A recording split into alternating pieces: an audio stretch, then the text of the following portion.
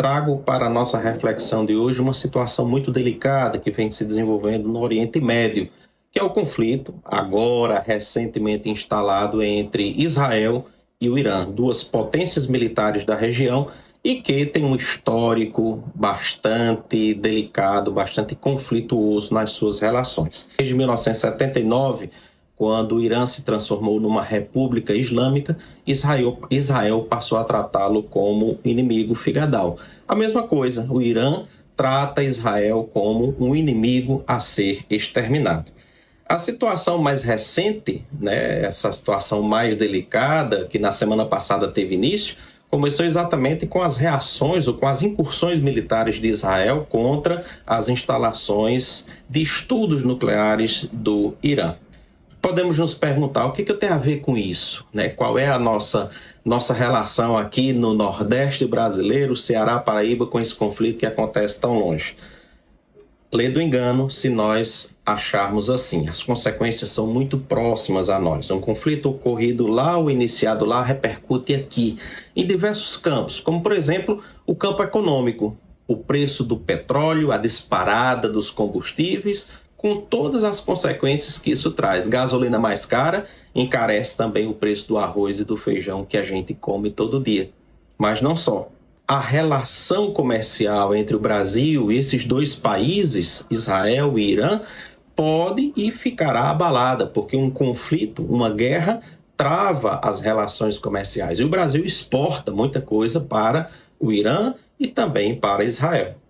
Mas além dos combustíveis e além do desequilíbrio na balança comercial, aquela que ainda é a moeda internacional sofre um abalo. O dólar fica mais caro e o dólar encarecendo.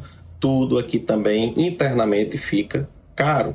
Até porque, diante da supervalorização do dólar, corremos o risco de ter o nosso real lá fora desvalorizado. Um outro aspecto ou consequência que o conflito no Oriente Médio gera para nós é exatamente a necessidade de a diplomacia brasileira posicionar-se na forma como vem sendo reconhecida pelos outros povos, com aquela neutralidade que não significa omissão, mas significa inteligência, uma neutralidade positiva que o habilita a se tornar mediador no conflito, mas que precisa de ou que demanda uma certa cautela. O Brasil é próximo de Israel.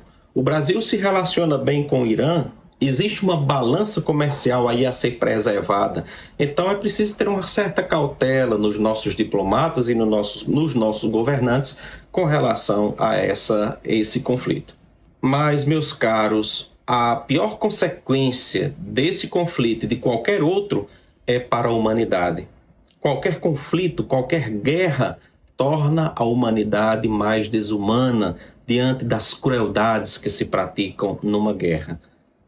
Infelizmente, não são somente aqueles diretamente envolvidos, os militares que sofrem essas consequências. As piores consequências, a fome, as doenças, a miséria, afetam a população civil, que não tem nem como se defender.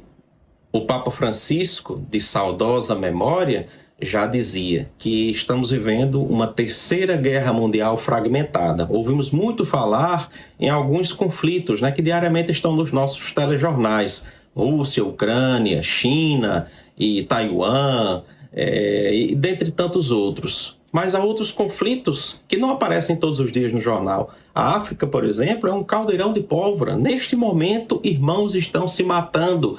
A guerra no Sudão, a guerra na Nigéria, a guerra em Ruanda e em tantos outros países africanos, que mostram o que a humanidade tem de pior. É preciso que extirpemos o mal da guerra. Então, meus amigos, nessa nossa reflexão de hoje, façam uma conclamação. Quem tem fé, reze pelo fim da guerra. Quem tem fé na humanidade, reze para que a humanidade consiga se superar e colocar um ponto final nisso que só traz dor e sofrimento. Direto ao ponto, Renato Abrantes. Direto ao ponto.